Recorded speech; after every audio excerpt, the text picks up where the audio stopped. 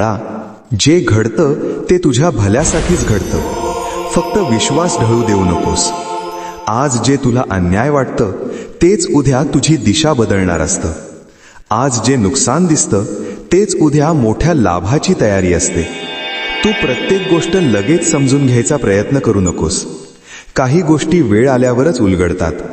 तुझं काम फक्त प्रयत्न करणं आणि श्रद्धा टिकवणं आहे. वादळ आलं की झाड डोलतं, पण मुळं घट्ट असली की ते उन्मळून पडत नाही. तशीच तुझी श्रद्धा घट्ट ठेव. परिस्थिती बदलेल, पण तू ढळू नकोस. मी तुला प्रत्येक वेळी हवं तसं देणार नाही, पण योग्य तेच देईन. कारण मला तुझं संपूर्ण भलं दिसतं, जे तुला आत्ता दिसत नाही.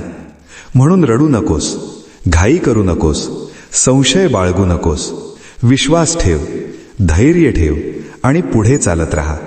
भिवू नकोस, मी सदैव तुझ्या पाठीशी आहे. घाबरू नकोस, आम्ही आहोत.